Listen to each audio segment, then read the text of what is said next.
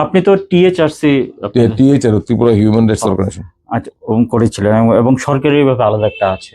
হ্যাঁ, তো আপনাদের কাজের ধরনটা? আমরা তো কোনো এনজিও নই, আমরা হচ্ছে মানব অধিকার সংগঠন ত্রিপুরা হিউম্যান রাইটস অর্গানাইজেশন। আমাদের কোনো আইনি কোনো এখতিয়ার নেই। আমাদের কাজ হচ্ছে মানব অধিকার রক্ষা এবং মানব অধিকার সম্প্রসারণ, মানব অধিকার সম্পর্কে মানুষকে সচেতন করা, মানব অধিকারের ধারণাকে মানুষের কাছে নিয়ে যাওয়া, এবং যেখানেই মানব অধিকার লঙ্ঘনের ঘটনা ঘটে সেখানে আক্রান্ত মানুষের পাশে থাকা, এটা আমাদের কাজ। এই কাজটা আমরা কিছুটা করছি, গত 20 বছর ধরে আগরতলা আমরা ত্রিপুরাতে করার চেষ্টা করছি। আমাদের সাধ্য কম, আর মুশকিল হচ্ছে কি, এখন মানব অধিকার আন্দোলন করার ক্ষেত্রে সবচেয়ে মুশকিল হচ্ছে প্রতিকারের কোনো জায়গা নেই। মানুষের অধিকার লঙ্ঘন হলে যাদের দেখার কথা, যাদের প্রতিকার দেওয়ার কথা, যাদের প্রতিকার দেওয়ার দায়িত্ব রয়েছে, তারা সেই দায়িত্বটা পালন করছে না। তাই এটা এখন খুব কঠিন দুরূহ কাজ হয়ে গেছে, মানুষকে বিচার দেওয়া, মানুষকে প্রতিকার দেওয়া। তবুও আমরা বলতে পারো অরণ্যে রোদন আমরা করছি, কারণ আমরা জানি কোনো কান্নাই বৃথা যায় না।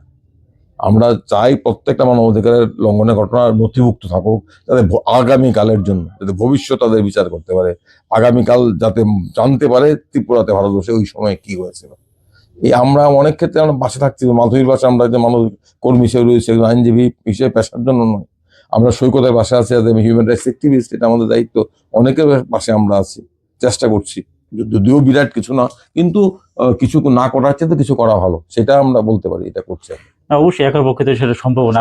আমি একা নই, আমার সাথে অনেকে আছে, থাকলেও একটা লিমিটেড রিসোর্স তো না। একা নিশ্চয়ই, আমাদের অর্থ বল নেই, কিংবা আমাদের সেরকম। ত্রিপুরার মানবাধিকার যে সুরক্ষা সবচেয়ে বড় শত্রু কি? রাজনীতি, ব্যুরোক্রেসি, নাকি জনসাধারণ নীরবতা? না, মানবাধিকার তো সবচেয়ে বেশি লঙ্ঘন করে সরকার, রাষ্ট্র, পুলিশ, তারাই লঙ্ঘন করে।